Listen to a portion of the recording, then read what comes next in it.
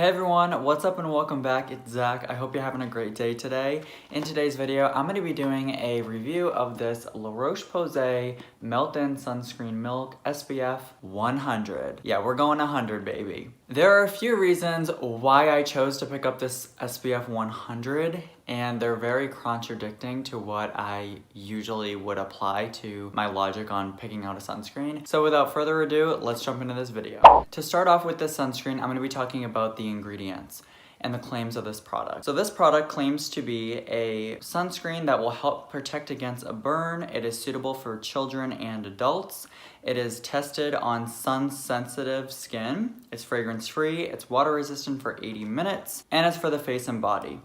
This is a chemical sunscreen, meaning that it will have no white cast at all. And I definitely agree it's good for the face and body. I love the way this looks and feels on my body. It gives a little bit of a radiance, but not much. And on the face, it works totally fine for me. It doesn't clog my pores. It does leave a little bit of a dewy look though. So if you have very oily skin, this is not going to be for you. Some other ingredients that I think are nice in this product do include glycerin, dimethicone, silica. There's a couple other silicones. It's got caprylic triglycerides. And those are kind of my main ingredients that I think are great. Those all help the sunscreen glide onto the skin well, blend into the skin well. The silica is going to help oil absorb a little bit so it's not crazy oily. And a little tip that I want to let you guys know is always check the box of the sunscreen. I don't know if you can see that or not, but this particular sunscreen expires September of 2022. It also says it on the top of the back of the bottle here, right above the drug facts. I really hope that you can see that. So why is that important? Because the bottle in front of this was going to expire December of 2021, which for me personally is not enough time to get through a sunscreen because I'm using so many different sunscreens, I'm testing out sunscreens, and the worst thing is to have them expire and then throw them away. So for me, it's really important to get a sunscreen that doesn't expire for over a year. That way I have enough time to test it, use it, and get through it. When you're looking for a sunscreen, no matter if it's this one or any one, flip it around, see if you can find an expiration date, and if you don't think you're gonna get through it within that time, look through the pile of sunscreens and try to get one that has a later date. That's my biggest tip. And if you have sunscreens in your stash and you're thinking, I don't need a new sunscreen, check the expiration date. If they're from last summer, they might be expired. And if you use an expired sunscreen, it's not going to work.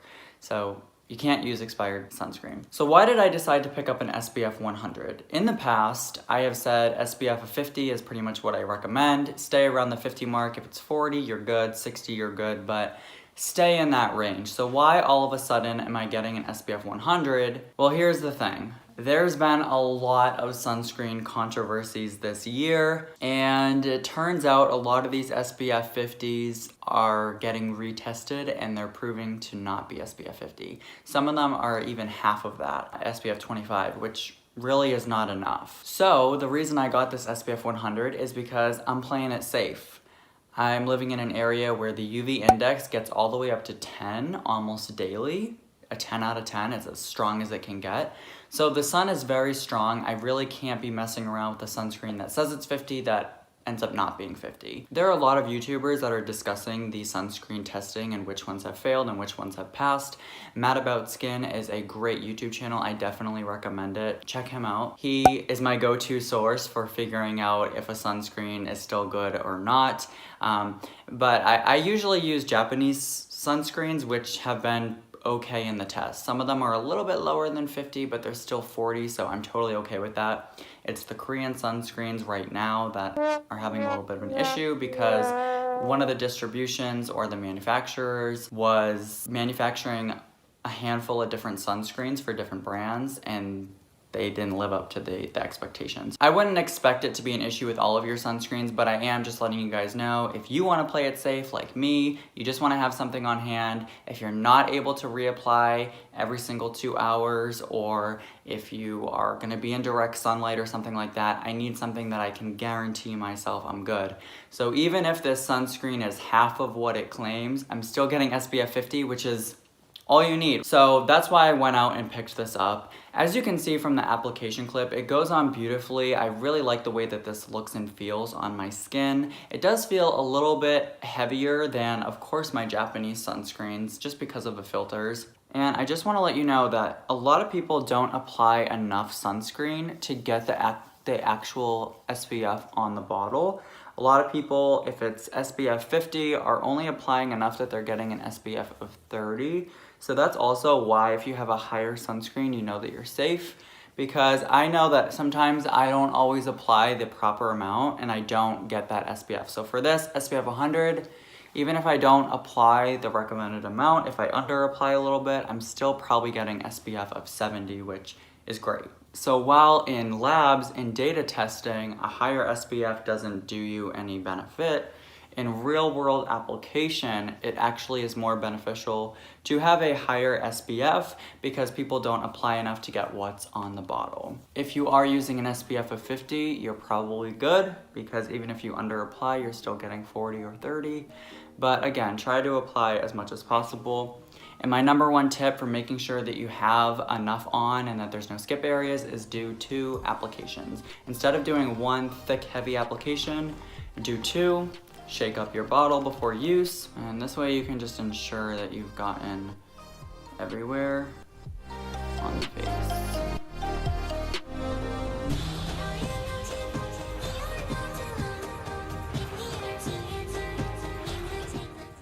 I'm doing this without a mirror, per usual.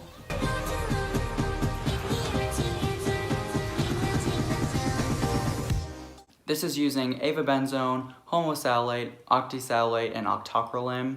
I will tell you that this sunscreen did get into my eyes. I don't even know how. Sometimes it just, I do put sunscreen around my eyes, which everybody should, and I think sometimes it just trickles into your eyes if you've been sweating or whatever. It burned, yeah. So this sunscreen is gonna burn if it gets in your eyes, which is something I haven't noticed from my Japanese sunscreens. This sunscreen also retails for about $20, which I don't think is a terrible price point because this is 3 fluid ounces of product, and La Roche Posay products are a little bit more high-end or a little bit more expensive for the drugstore, so I'm actually totally okay with that price point. But of course, check and see if there's a sale at your local drugstore. I always get stuff on sale. So what I recommend you guys to go pick up this sunscreen, definitely this is gonna be a savior for yourself, your family, definitely great for kids too.